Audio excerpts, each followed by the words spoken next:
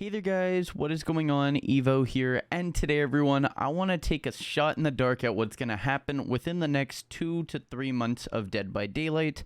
Not so much on the next chapter, that video will probably come out a little bit later, but today's all about the changes that are coming with the Blood Web, with the medkits, with the booning, with, everything, the killer changes coming out. And I want to take a stab in the dark here and basically just tell you my personal thoughts on what is going on and how this is going to affect gameplay and if it's going to affect it for the better or for the worst. So let's get into it. Basically, if you haven't heard, they're basically changing the meta up entirely. They're nerfing Dead Hard and Pain Res, which are like the two most used perks in the game right now. Pain Res for Killer and Dead Hard for Survivor. Dead Hard probably won't be used. It will be very situational, and even then, I don't think it will be used much, especially with the nerfs coming to healing. I can't really see Dead Hard being something meta anymore, and I think something like Blood Rush as well as Sprint Burst or a Lithe is going to be much better to run, and I think those are going to be kind of Survivor meta. I think you're going to see a lot more pre-running, a lot more trying to play stuff safe rather than looping and getting 3 hits or 4 hits or 5 hits, which should be a positive change. I think Dead by Daylight's supposed to be scary, so you're supposed to be scared of the killers and not just, get chased and take 5 hits before you down. And I think that is a really good change. After all, it makes the killer a little scarier. I also think that the change to killer is going to be nice, where it's not protecting gens as much. It's going to be much more based on chases. Chase perks like Brutal Strength are going to be more powerful. Chase perks like Agitation, basically anything saving you time there is going to be much, much more powerful than any gen perk you could use. Except for maybe Jolt. Jolt might still be a thing, and Corrupt Intervention will more than certainly be a thing. And endgame stuff like Blood Warden will still be No Way Out as well. I think all of these are still going to be very much used. However, I think that this is going to open the space up for Wraith to see more love, Oni to see more love, Onryo to see more love, and you're going to be seeing a lot of those killers that are hit and run based because of the changes that are coming to healing. Dead Hard isn't really going to affect the hit and run scale, but Boon Circle of Healing will more than certainly affect it. Boon Circle of Healing is getting changed, so basically you won't be able to heal yourself without a medkit in Boon Circle of Healing, and the only thing it's going to do is show your aura if you're standing within Boon Circle of Healing to the other survivors, as well as allow other survivors when they heal you, or when you heal another survivor, that speed is going to be increased a little bit, and you can heal without a medkit if you're healing someone else, so that will be a little bit increased, which I think is a positive change. I think Boon Circle of Healing was already way, way, way, way too insane. You were getting like 30-second heals, 20-second heals easily with just, perks. You could even get it down to like 3-second heals, which was crazy.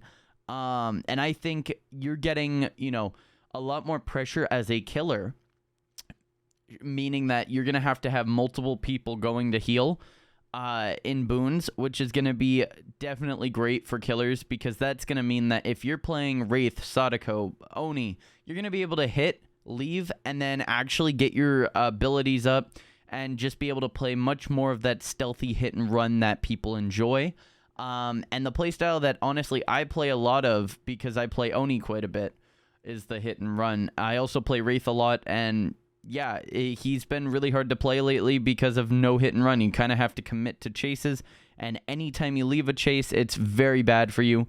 But I think with this new change, you're going to have to hit and run to create pressure, and then you're going to have to down, which should change up the meta for the better, not making it gen kick and gen regression, and making it much more in chase, which I like. Next change that's coming is a change to medkits. Medkits are getting nerfed heavily. You're only going to be allowed 1 heal, basically. None of the add-ons are changing, but the time to heal is going to be increased, and the charges decreased. So you're going to only get about 1 heal out of any medkit instead of having 3, 4, 5 heals, which once again, is going to add a ton to medkits and making them really, really something to be aware of. Right now, you can get as much as like 5 heals off of one medkit with add-ons and stuff, which is insane. And with perks, it's even more. This means that we are going to see, once again, a lot more Boon Circle of Healing, a lot more perks that are going to interact a lot better with healing, because you're going to need it. So survivors won't be able to bring as much Prove Thyself, as much, of those Gen Rush perks, because they're going to need the healing perks and the healing add-ons and offerings and all that. Not offerings, but you know what I mean, items and add-ons. And that's going to be really, really crazy to see that, we're not going to be getting Gen Rushed in 4 seconds anymore. And if we do, then they're going to hurt a lot from hit and run, which is going to be pretty special, honestly. And something I really look forward to seeing out of the game. Another thing that's changing is the Auto Haven maps. So Blood Lodge is getting more main structures placed in here and there, like more jungle gyms in the middle, instead of just making it open, because playing a stealth killer on that map's horrible. Playing a line of sight killer is a little bit better, but playing stealth killers are horrendous, and most players play stealth killers. Ghostface, Michael, Pig, Wraith, even all of those guys, they're going to be getting buffed on that map. Huge. Then you have Gas Haven. I would say Gas Haven's getting a change that's going to be kind of interesting, and we're going to have to see how it plays out. Basically, they're getting rid of the car walls and making a gap in the middle, so you're going to be able to run in through the car walls more. It's going to cut up the map less and make the gameplay feel a lot more fun, which I do look forward to, but I'm a little bit nervous to see this change, because there's a lot of times where my downs are against that car wall, so I'm going to be very, very interested in seeing what happens with that. As well as we are getting some killer changes, nothing too much, some add-on reworks. The biggest one that I saw was Hillbilly. Hillbilly's basically getting his overheat mechanic when he's revving completely removed. And you're going to see it basically work in the way of when you go a distance, the longer distance you chainsaw, the more overheat you're going to accumulate, which we'll see how it goes. Billy's also getting some add-ons nerfed, because, it's now Nerf Billy and not Nerf Pig, even though they made a joke to Nerf Pig. And yeah, Blood Web stuff is going to be a lot better than it is. You're basically going to be able to hold down the middle of the Blood Web. It's going to pick the shortest and least expensive path for you to finish the Blood Web. And it's going to prioritize perks, which is really nice. And then let's say you want something, you just click on what you want, and it's going to go straight to it and buy it, which is really, really cool.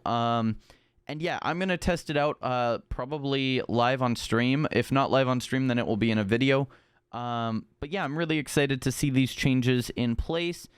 And I'm really honestly looking forward to hit and run meta coming back. I think that's a big thing that we have been missing in this game. And honestly, it's been a while since I can say we've had hit and run because of Boon Circle of Healing. So that is very nice to see coming back. I could also see Nemesis and Wesker being very, very deadly in this meta. And Onryo being another one that's very, very deadly. But yeah, I think that's pretty much sums it up for my thoughts on what's coming up in Dead by Daylight. I think this should be a very interesting time, and it's going to really, really, I think, affect survivors more than killers. Because, yeah, while killers are getting some add-on changes and stuff, it's not really going to affect them as much as something like not having healing being, accessible from like 1,000 boons, 1,000 heals. So that's going to be really, really interesting to see, and I can't wait to see how it changes up the game. But yeah, thank you all so much for watching. I will see you all on Wednesday's video. I know today's video was a little short, but Wednesday's video will not disappoint. See you all then. Peace out and have a great rest of everyone's day. Bye, guys.